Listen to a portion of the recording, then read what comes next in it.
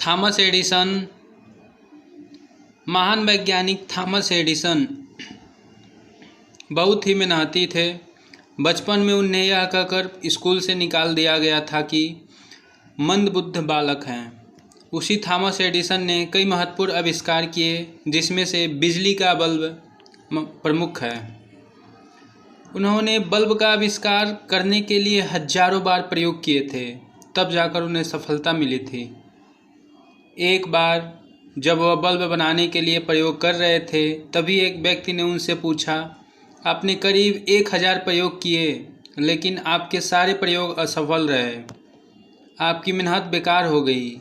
क्या आपको दुख नहीं होता? तब एडिसन ने कहा, मैं नहीं समझता कि मेरे 1000 प्रयोग असफल हुए हैं।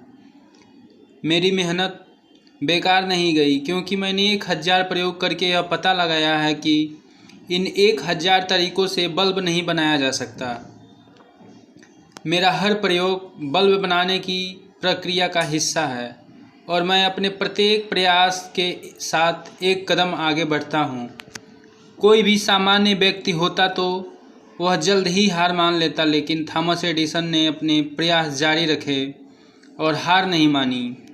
आखिरकार एडिसन की मेहनत रंग लाई और उन्होंने बल्ब का आविष्कार करके पूरी दुनिया को रोशन कर दिया।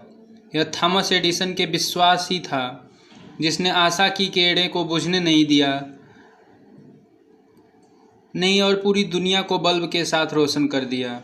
थॉमस एडिसन ने 14 साल की आयु में एक 3 साल के बच्चे को ट्रेन के नीचे आने से बचाया। उस बच्चे के पिता ने एडिसन का बहुत धन्यवाद किया। साथ ही एडिसन को टेलीग्राम मशीन चलानी सिखाई। बाद में एडिसन को कहीं पर टेलीग्राम चलाने के विषय में एक स्टेशन पर नौकरी भी मिल गई। उन्होंने अपनी नौकरी का समय रात को करवा लिया ताकि प्रयोगों के लिए ज़्यादा समय मिल सके। स्कूल में युवा एडमिशन का दिमाग बहुत ही भ्रमित था और उनके शिक्षक इंग्ले उन्हें व्याकुल कहकर बुलाते थे और लगभग पूरे 3 महीने एडिसन ने स्कूल में बिताए। बाद में उनकी माता ने एडिसन को घर पर ही पढ़ाना शुरू किया। एडिसन ने अपनी ज़्यादातर पढ़ाई आर.जी. पार्कर स्कूल से और the Cooper Union school of science and art से ग्रहण किया। एडिसन को बचपन से ही सुनने में तकलीफ होती थी। ये सब तब से पता चल रहा था जब से बचपन में उन्हें एक तेज़ बुखार आया था और उससे उबरते समय उनके दाहिने कान में चोट आ गई थी। तब से उन्हें सुनने में थोड़ी बहुत परेशानी होती थी। उनके कैरियर के मध्य उन्होंने अपनी बीमारी के बारे में बताया कि जब वे ट्रेन में सफ़र कर रहे थे तब एक केमिकल में आग लग गई, जिस वजह से ट्रेन के बाहर फेंके गए और उनके कान में चोट आ गई। कुछ साल बाद ही उन्होंने इस कहानी को तोड़ते हुए एक नई कहानी बनाई और कहने लगे कि जब चलती ट्रेन में कंडक्टर उनकी मदद कर रहा था, तब अचानक उनके कान में चोट लग गई थी।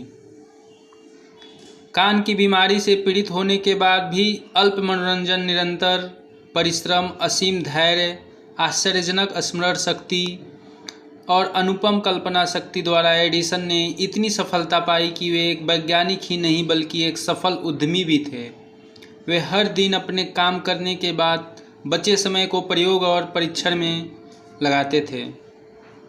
उन्होंने अपनी कल्पना शक्ति और स्मरण शक्ति का उपयोग अपने व्यवसाय को आगे बढ़ाने में लगाया।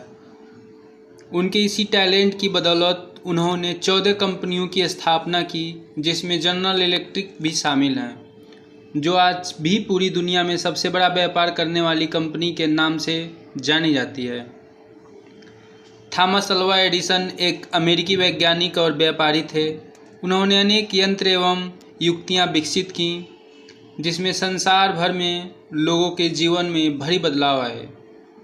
विद्युत बल्ब तथा फोनोग्राफ सहित उन्होंने हजारों आविष्कार किए।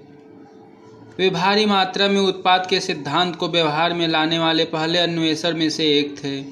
इसके अलावा खोज करने के लिए विशाल टीम का सहारा लेने वाले वे पहले आविष्कारक थे।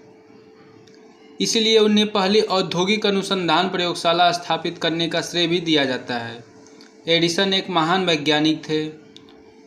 उसके समय में उन्होंने पूरे यूएस के 1093 पेटेंट्स अपने कब्जे में कर रखे थे और उनके अलावा यूनाइटेड किंगडम, फ्रांस और जापान, जर्मनी में भी उनके कई सारे पेटेंट्स हैं। उनके इन सभी पेटेंट्स का उनके अविनाशकारों पर बहुत प्रभाव पड़ा। उनके पेटेंट्स के साथ ही उनके आविष्कार भी उस समय काफ़ी प्रचलित होने लगे थे, जिसमें इलेक्ट्रिक लाइट और साउंड रिकॉर्ड और मोशन पिक्चर भी शामिल हैं, जिन्होंने बड़ी तेज़ी से पूरी दुनिया में प्रसिद्धि पाई।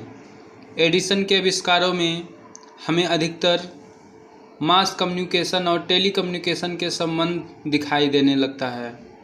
इसमें स्टॉक स्टीकर, ओट रिकॉर्ड करने की मशीन, इलेक्ट्रिक कार के लिए बैटरी, इलेक्ट्रिक पावर रिकॉर्डर और मोशन पिक्चर भी शामिल हैं।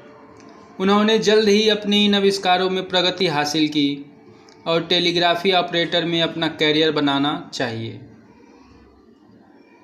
बाद में एडिसन ने इलेक्ट्रिक पावर निर्माण की यंत्र को विकसित किया और घर, व्यापार और फैक्ट्री में उसे बांटते रहे, जो आधुनिक दुनिया में एक विशाल आविष्कार के रूप में जाना जाने लगा।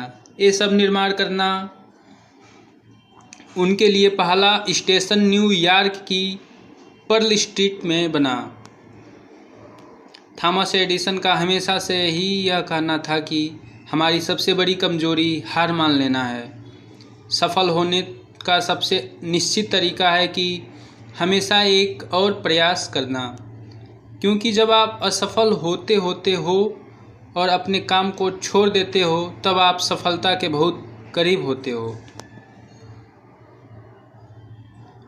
वीडियो कैसा लगा आप लोग ज़रूर बताएं, और अगर इस चैनल को आप लोग सब्सक्राइब नहीं किए हैं तो ज़रूर सब्सक्राइब करें ताकि नेक्स्ट वीडियो आप तक पहुंच सके। धन्यवाद।